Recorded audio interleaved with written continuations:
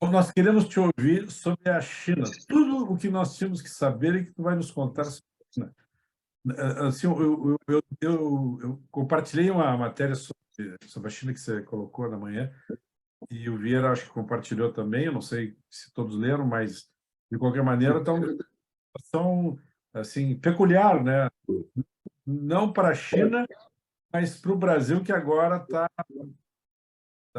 abandonando o Ocidente e tentando ser um país oriental, com boas parcerias comerciais, políticas, ideológicas, né, lá na Ásia. Tá É, boa? eu acho que seria. Eu vou fazer alguns comentários rápidos sobre o que está acontecendo e aí a gente poder estabelecer um diálogo, né? Não ficar um... Eu acho que muito rapidamente a primeira coisa é que se criou uma. Bom, primeiro boa tarde para todos, né? A gente já chega quente, já chega. Eu acho que se criou uma expectativa com essa viagem, com essa comitiva, que não corresponde à realidade. Eu trabalho há 25 anos com China, então eu acho que é muito importante a gente ter presente isso, que nos últimos 20 anos, coincidentemente, nos últimos 20 anos, ocorreram algumas grandes comitivas e acordos e tudo mais, e o lado brasileiro sempre foi muito falho. É muito frustrante para quem trabalha nessa atividade, no meu caso, nas relações institucionais de governos estaduais, municipais e também o federal, que as coisas não andam, as coisas não acontecem, quer dizer, são feitos os acordos e depois, do lado brasileiro, a coisa vai sendo postergado, vai sendo... E não acontece. Então, assim, há uma expectativa muito grande do que eu tenho visto muita coisa na mídia, muita gente dando entrevistas, muitas análises. E o que eu acho interessante é que esse pessoal não tem a prática de relações institucionais. Eles ficam muito análise acadêmica, análise de jornalista e tal, de quem está de fora. Mas o cotidiano desses acordos, o cotidiano dessas relações Brasil-China, do lado brasileiro, eles são muito ruins, assim, a coisa é muito precária. Se faz acordo e depois o pessoal volta para o Brasil e simplesmente não leva mais nada a sério, não faz mais nada. Eu tenho muitos casos de municípios e estados em que eu trabalhei e depois eu sou cobrado pelos chineses porque o lado brasileiro simplesmente não fez a coisa andar, né?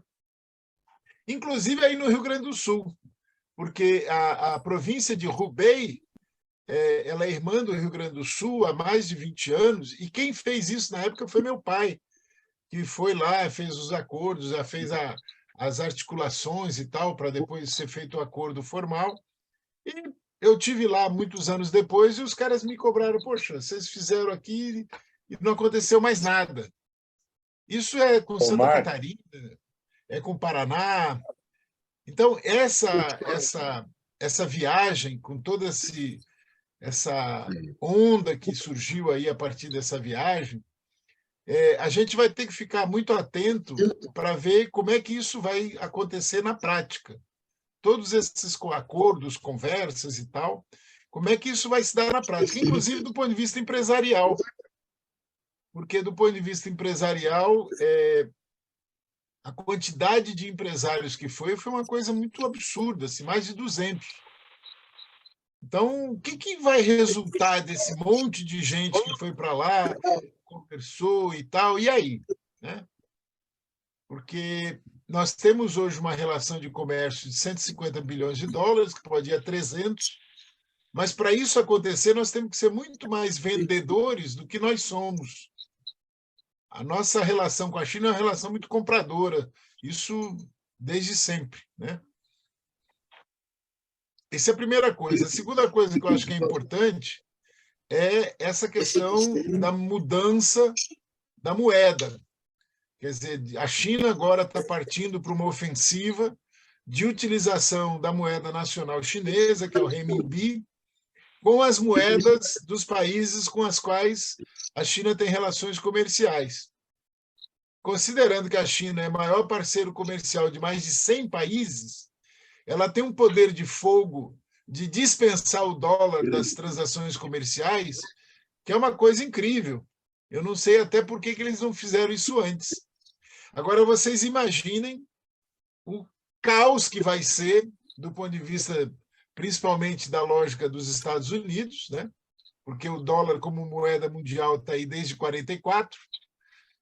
E aí, de repente, 80 anos depois, o dólar deixa de ser a moeda mundial. Isso vai ser um transtorno do ponto de vista da economia mundial, vai ser um... Eu acho que esse aspecto é o mais importante de tudo que está acontecendo agora nessas relações aí Brasil-China. E essa possibilidade de se criar outras moedas de troca, países, entre regiões, não só a moeda chinesa, mas uma moeda do Mercosul, né, que é uma provável, mas que poderia surgir outras moedas, assim como estão surgindo essas moedas digitais. Eu, no caso de moeda digital, eu não saberia dizer, mas do ponto de vista econômico, a lógica da moeda chinesa é uma lógica assentada numa relação de comércio. Por exemplo, a relação de comércio da China com o Japão é de quase 300 bilhões de dólares ano. Então, é uma montanha de dinheiro que não precisa ter dólar, pode ser iene e o renminbi. E com a Rússia e com o Brasil 150 bilhões, com não sei aonde 100 bilhões, quer dizer, é muito dinheiro, a corrente de comércio da China são 6 trilhões de dólares, que ela pode simplesmente passar a fazer tudo com renminbi e em cada país com a sua moeda local. Isso vai ser um desastre para os Estados Unidos. O Trump já falou isso, que seria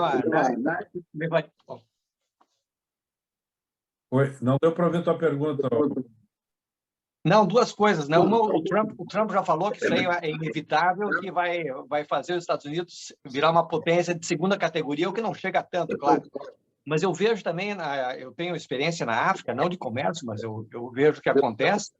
E o comércio da China é diferente do comércio de qualquer país. Assim. Eles negociam também, como tu conhece isso como poucos aí, eles não negociam apenas o pagamento de um empréstimo, então eles negociam o pagamento em commodities, em carvão, petróleo, ouro, qualquer coisa que Escambo. Eles fazem escambo. É um escambão, É um escambão, isso. Tá? Então, é outra coisa, tu não está negociando com uma empresa, vou pagar lá $1 milhão, não, ele paga $1 milhão ou tantos mil barris de petróleo, tanto isso, tanto aquilo. Eles fazem planejamento de longo prazo, nós não sabemos o que é isso, não existe no nosso dia a dia planejamento aqui. O Martinelli, só um pouquinho. Márcio, fecha o teu microfone, eu acho que está vazando o som aí. Abre quando for fazer a pergunta, eu acho que está vazando. É isso aí, o Martinelli já colocou a questão aí, Milton. Você tem ideia do que pode acontecer? Eu concordo com ele, é isso mesmo. Os chineses têm essa lógica de escambo, de qualquer negócio é negócio, não tem formalidade, não. Eu acho que o importante aí é justamente o seguinte, quer dizer, como eles são hoje 20% da economia mundial, e eles se relacionam com mais de 150 países, dos quais mais de 100 eles são o maior parceiro comercial, isso dá à China um poder de fogo nessa questão de usar a sua própria moeda, que é uma coisa inédita, né? Quer dizer, nos 80 anos aí de Bretton Woods, da questão do dólar como moeda do mundo,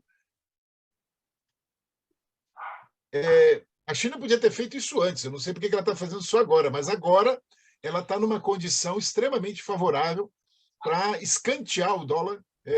E aí eu não sei como é que vai ser a relação, provavelmente com o euro vai ser a mesma coisa.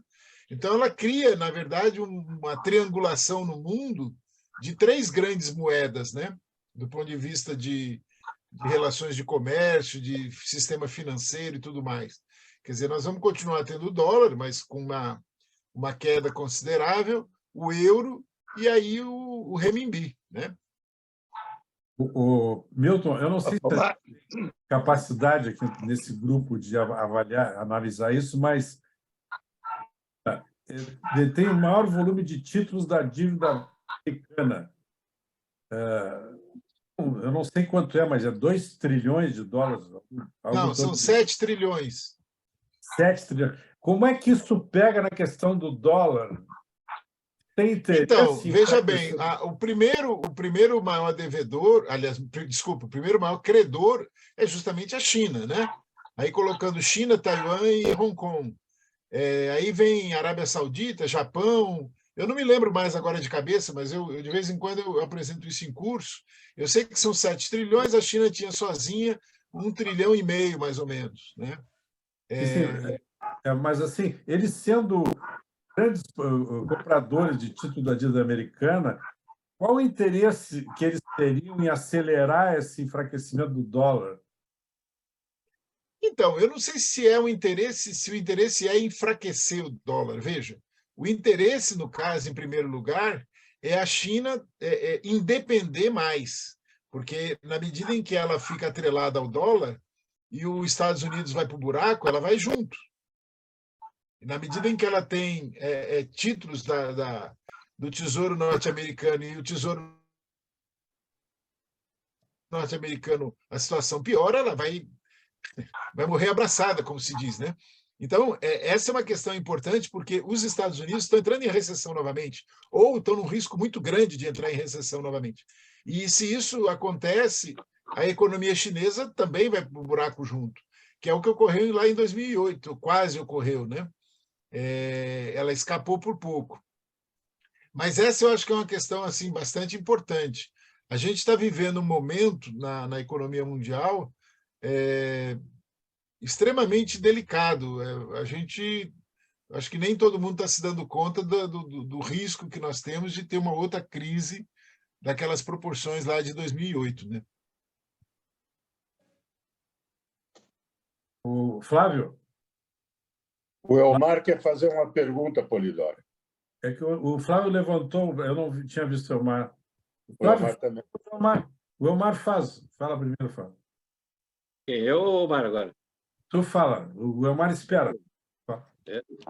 Eu não sei se eu estou levando alguma vantagem em relação aos companheiros. Eu estive na China 2 vezes em 2010, em Xangai, e depois de Suzhou, que vem a ser a cidade de Porto Alegre. E, claro, já faz 13 anos, isso aí se dilui com o tempo. Mas eu aprendi 2 coisas lá, inclusive de brasileiros que vivem há bastante tempo lá. Primeiro, o chinês faz um planejamento para 20 anos, no mínimo. Tá?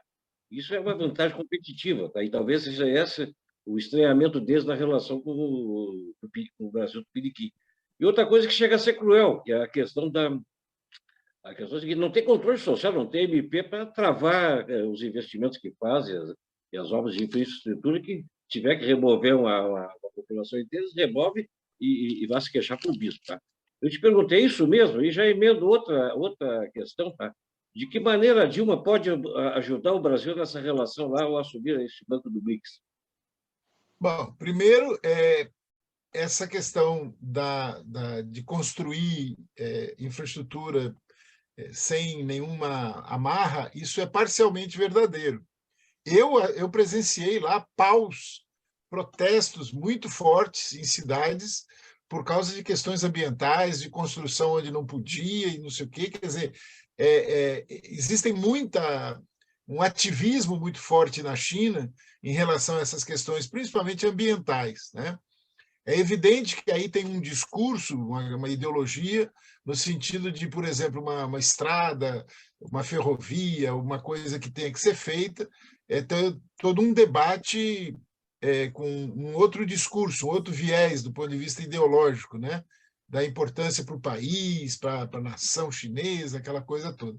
Mas, pelo menos em cidades, eu presenciei, eu vi protestos, e bem, eles vão para o pau mesmo. A população não tem refresco, não. eles são extremamente aguerridos nessas questões. Eu vi protestos de salarial, vi protestos por causa de desemprego. Eu quase fui preso, inclusive, numa situação dessa, porque eu era o único estrangeiro lá e os caras disseram: o que esse cara está fazendo aqui, né? Está no lugar que não devia estar, né? Isso há muito tempo já, eu acho que foi em 2005. Bom, mas em relação a essa questão do planejamento, eu acho que uma coisa que é fundamental, e vocês citaram já 2 vezes, né, o planejamento na China é planejamento de Estado, não é de governo. Então, quando muda governo, não interessa, ele tem um planejamento que já foi definido que ele tem que tocar. Aí não há solução de continuidade que há no Brasil, né? No Brasil é uma loucura. Entra o governo. Eu fiz um estudo de 20 anos de governo do Rio Grande do Sul, governo estadual. Cada governo que entra, cada governo que sai, para as coisas no meio do caminho. Então é um desperdício de dinheiro absurdo e as coisas não andam, né? Fica aquela. Enfim.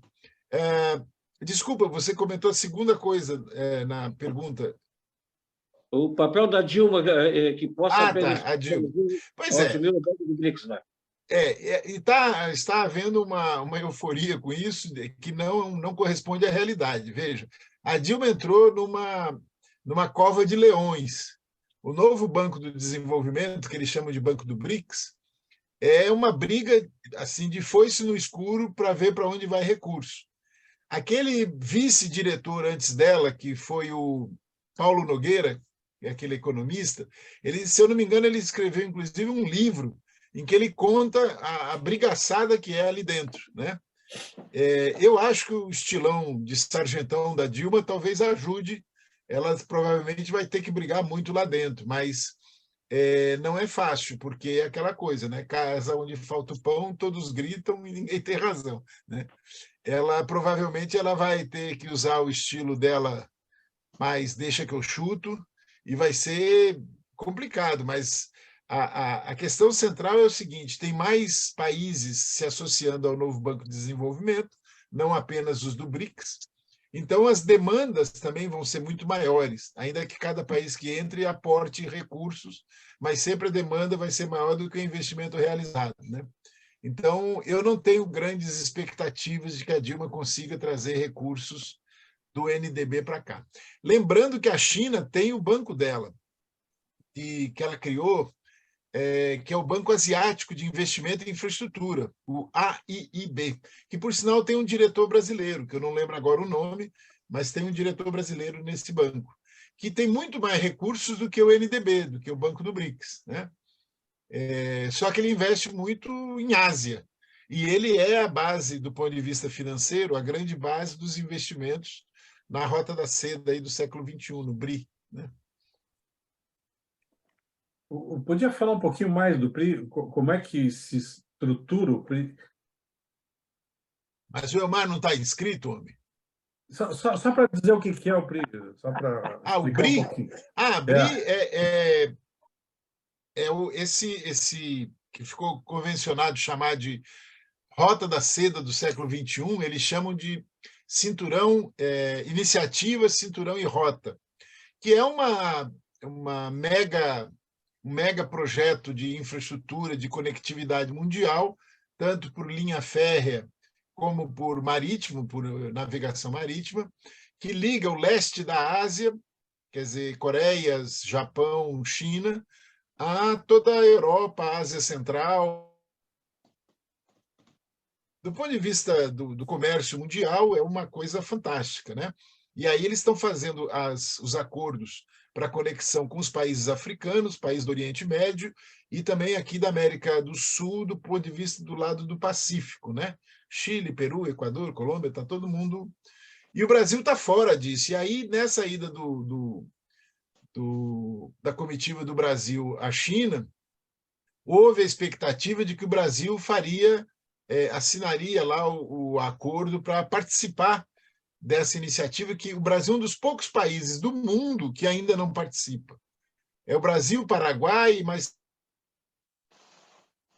3 ou 4 aqui. A Argentina já entrou, todos os outros daqui da América do Sul, exceto o Paraguai e o Brasil. Então, assim, isso cria uma dificuldade adicional para o Brasil, porque se associar a essa iniciativa chinesa, pode nos proporcionar recursos para investimento em infraestrutura de transportes, principalmente ferrovias e portos. E a gente está do lado do Atlântico, então, para a gente fazer qualquer coisa com China, são 42 dias de navio, né? E se a gente sai pelo Pacífico, são 25 dias. Então, dá uma diferença considerável em termos de comércio, de tudo, né? Eu queria voltar para essa visita do Lula lá agora, que realmente o Brasil não sabe direito como se relacionar com a China. Há um pouco de desconfiança, há muito desconhecimento, né, do próprio sistema chinês, há uma certa mitologia em torno disso aí que ninguém não é bem entendido. Então, acho que isso ajuda nessa dificuldade, né? Contribui para essa dificuldade do relacionamento comercial, principalmente. Os empresários mesmo têm muitas dúvidas no relacionamento com a China. Eles sempre foram muito alinhados aos Estados Unidos. Hoje coloca-se a China como uma coisa anti-americana e tal, então cria todo esse constrangimento. Mas os chineses, ao que tudo indica, e essa viagem me parece que deixou claro, atribuem ao Brasil uma grande importância e deram ao Lula um grande destaque. Porque eu vi pelas agências chinesas, as estatais chinesas, olha, eu tenho acompanhado esse noticiário deles aí há bastante tempo, e nesse meio tempo já foi vários mandatários de grandes países lá. Eu não vi assim um espaço para nenhum deles semelhante ao que deram atenção a tudo que o Lula falou e a tudo que o Lula propôs lá. Estou certo ou estou vendo distorcido isso? Não, você está certo. O que ocorre é o seguinte, é que a gente precisa ver o que é que a gente vende para a China e por que para nós a China é importante, mas para a China nós somos estratégicos. Nós vendemos recursos naturais para a China. Basicamente, o que o Brasil faz é fornecer, é suprir a China de recursos naturais essenciais. Seja soja, seja carne, seja celulose, seja minério de ferro, minério de cobre, estanho, né, manganês, enfim.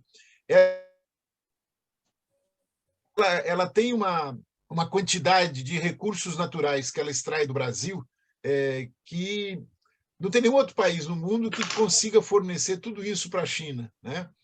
Ela tem que ir atrás de muitos outros países para conseguir se aproximar do que o Brasil fornece em minérios e em alimentos. E um país como a China, quer dizer, se ela não tiver um fornecedor do porte do Brasil confiável, ela está ferrada, né? Porque ela tem um ritmo de crescimento absurdo, e se faltar suprimento, vocês viram o que houve agora na pandemia, quando aí as pessoas não entendem por que a China não abre mão de Taiwan. Taiwan é 65% dos semicondutores do mundo. Como é que ela vai abrir mão de Taiwan? É uma questão fundamental hoje, essa história dos semicondutores. Várias fábricas ficaram paradas, montadoras, né, de várias coisas, porque não tinha semicondutores, né? Então, nesse caso, existe um interesse da China no Brasil que é muito maior do que o interesse efetivo do Brasil na China, né?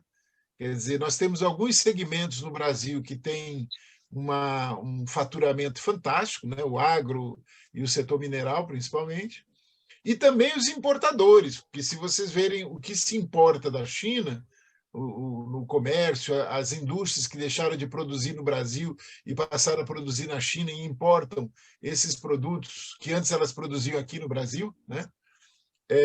Então, a gente tem uma relação extremamente utilitarista do ponto de vista dos empresários.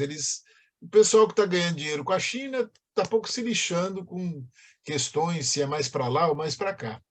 Um pragmatismo, né? Agora, o que a gente apanha é nas questões das negociações que o Brasil já poderia ter feito há vários anos, no sentido de obter recursos e know-how da China para a gente resolver a questão fundamental nossa, que é a questão ferroviária e a questão portuária, né? Tanto em navegação fluvial como de cabotagem. Veja o caso do, se vocês estão acompanhando, mas o Porto de Rio Grande hoje exporta 50% a menos do que exportava antes. Ele está perdendo espaço para o Arco Norte, para a exportação de soja pelo chamado Arco Norte. Então, essa é uma situação objetiva. Daqui a pouco, o Rio Grande do Sul vai ficar sem ter uma quantidade de mercadoria que justifique ter aquela estrutura lá de Rio Grande. Quer dizer, nós estamos vivendo uma situação, no caso do Rio Grande do Sul, extremamente perigosa da economia rio-grandense e para o buraco, porque essa questão de logística ela está sendo resolvida em Paranaguá, os chineses estão investindo no Porto de Paranaguá, amanhã, inclusive, deu essa matéria, eu me lembro disso, já deve ter uns 2 anos, a gente está aí acompanhando isso, mas se vocês pegarem o caso do Rio Grande do Sul, a situação é muito grave. Se não houver uma mudança nisso, daqui a uns 2, 3 anos, o Rio Grande do Sul vai perder mais espaço ainda nessa questão em relação às exportações para a China, né? Não sei em relação aos outros países, eu analiso a questão de China, né?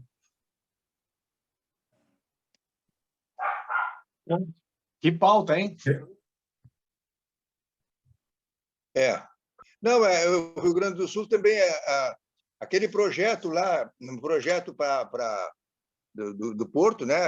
No período do governo da Dilma, né? Que acabou envolvido na questão da Lava Jato, foi praticamente destruído tudo que tinha sido feito lá, aquela coisa de criar um polo naval, né? E o que se revelou no Rio Grande do Sul foi uma total insensibilidade para a gravidade da questão. Entende?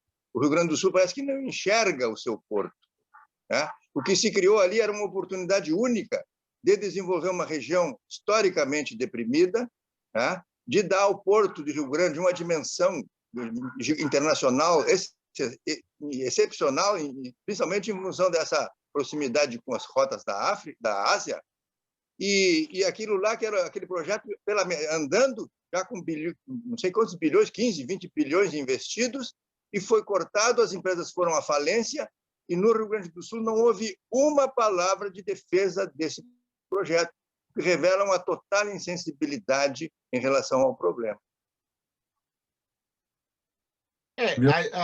Existe uma questão muito importante que a gente, pelo menos lá em Amanhã, eu tenho sempre escrito sobre isso, que é o seguinte: o Rio Grande do Sul é o estado do Brasil que vai entrar em colapso daqui a 15, 20 anos, colapso populacional, que é uma situação extremamente semelhante à da China, por incrível que pareça. A China teve uma política do filho único, no Brasil não teve, mas no Brasil, a situação que nós temos hoje, principalmente no caso do Rio Grande do Sul, particularmente no caso do Rio Grande do Sul, é praticamente a mesma da China.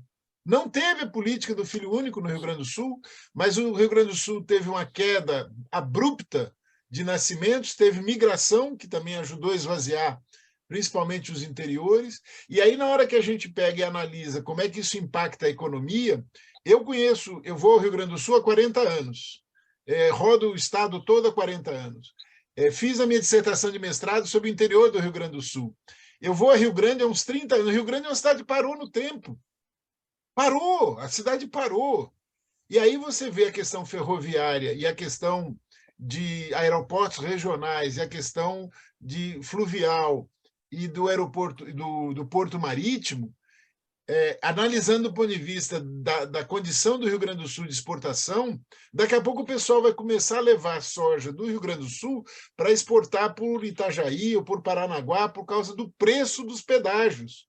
O custo dos pedágios hoje no Rio Grande do Sul torna mais interessante a saída da soja pelo oeste de Santa Catarina do que por Rio Grande. Essa é uma questão doida, mas é isso. Eu estou atualizado. É uma situação que daqui a pouco, vocês vão começar a dizer, mas como a coisa... Mas é isso, é uma situação absurda, né?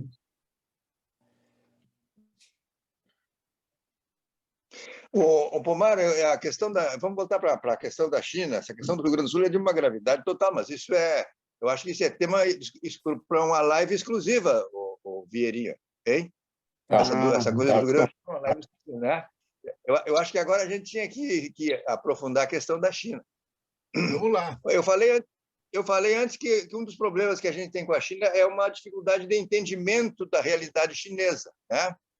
Porque há muito preconceito, muito discurso ideológico e tal que embanana um pouco, empana um pouco, dá um pouco de dificuldade para que se entenda a realidade chinesa. Mas a China é uma realidade complexa, porque ela trabalha com dois regimes, né? Não é propriamente um regime comunista, né? Embora seja um regime controlado pelo Partido Comunista, né? Mas eu leio algumas coisas aí que dizem que a China não é um totalitarismo assim furioso e feroz. Há muitas instâncias de discussão, de participação e de debate democrático nos níveis mais amplos na população, né? Então, eu gostaria que você falasse isso para nós, essa questão política da China, que a gente tem dificuldade de compreender e talvez aí atrapalhe muito o relacionamento com os chineses. Tá? Em relação a isso, que a China, na verdade, são várias Chinas. Então, por exemplo, essa briga que existe na China de disputa real entre o grupo de Xangai e o grupo de Beijing é uma disputa feroz, é uma disputa de morte. Não é uma coisa muito civilizada, não. Porque é uma disputa de poder real, de dinheiro, né? São os grandes centros que operam a economia do país, as finanças e tal. Do ponto de vista da participação democrática, ela existe em vários níveis, desde as vilas e tal, mas a questão que eu vejo na China é que a China... Veja, nós estamos falando de um país que movimenta, pela paridade do poder de compra, 27 trilhões de dólares por ano. Então, a questão da corrupção é muito pesada, a questão do poder real político é muito pesado, porque é muito dinheiro envolvido. Vocês imaginem aquelas estatais todas, das áreas mais estratégicas, as grandes empresas. Veja, das 500 maiores empresas do mundo, 200 são chinesas.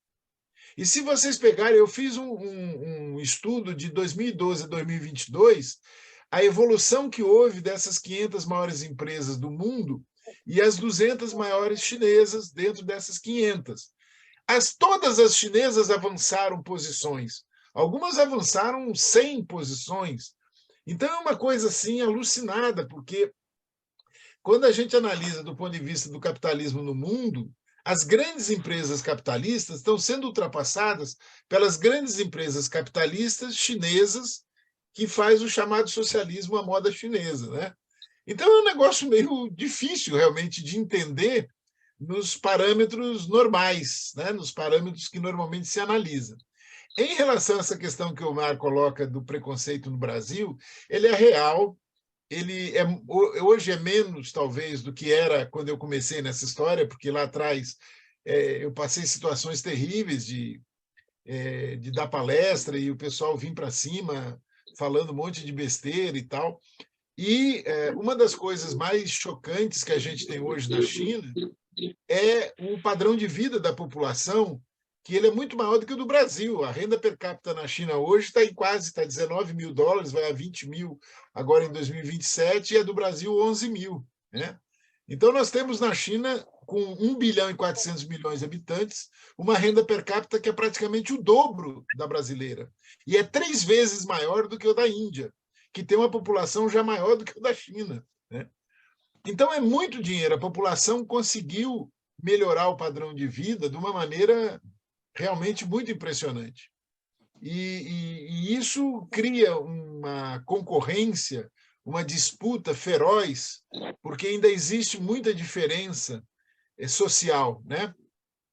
Porque houve uma melhora geral, mas houve também um aumento da concentração de renda. Eu peguei um estudo do Banco Mundial sobre Índia, Brasil e China, que mostra que a concentração de renda nos 3 países é muito semelhante. É um estudo sobre a desigualdade no mundo do Banco Mundial. Eles analisam 200 anos Deve ter uns 2 anos que esse estudo foi publicado. É um estudo bastante conhecido já. Então, veja, nós estamos falando de um país que melhorou muito o padrão de vida, tirou muita gente da miséria, eles falam em 800 milhões de pessoas, mas que é um país que tem muito milionário, muito bilionário, numa velocidade absurda. Então, a concentração de renda e a desigualdade social é muito grande. E isso tensiona politicamente.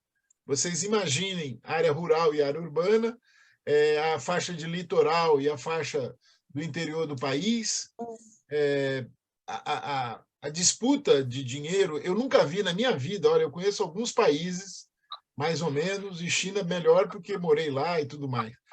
Mas, assim, eu não conheço, nunca vi nenhum povo tão dinheirista como o chinês.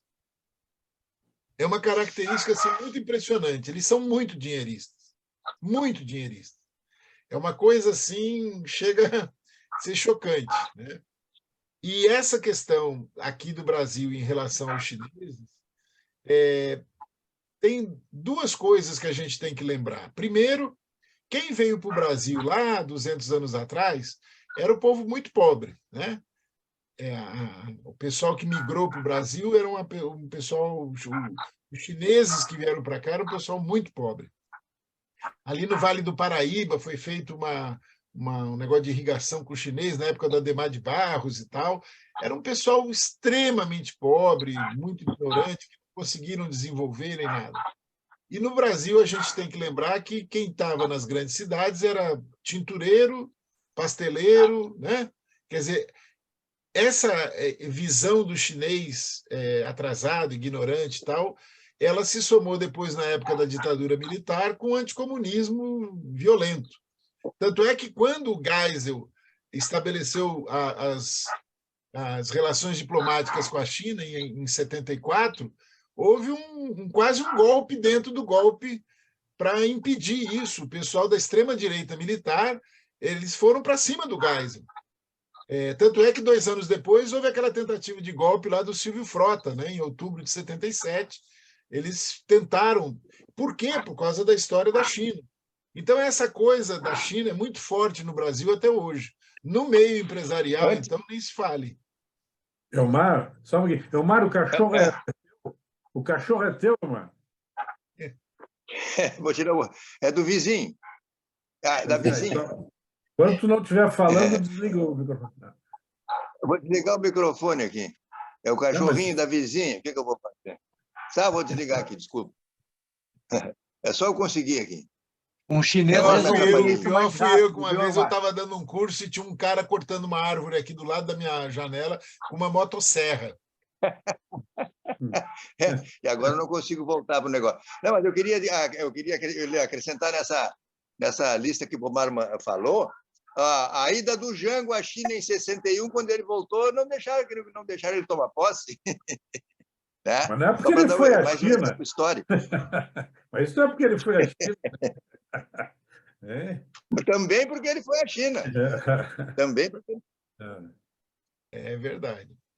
Mas faz tempo. 61, né? Pomar, essa questão, Pomar, do preconceito, que foi muito forte, arraigado aqui no Brasil como um todo, internacional, como é que se processa isso? Como é que, em geral, até onde tu pode nos dizer que os países do mundo encaram a China, especialmente quando se coloca uma discussão como essa de substituição ou de acabar com o dólar como moeda referencial? A China, eu não sei se ela ainda continua fazendo, mas até poucos anos atrás, ela contratava uma empresa de pesquisa para ver a imagem dela no mundo. Eu cheguei a acompanhar isso, desses estudos de imagem. Como é que...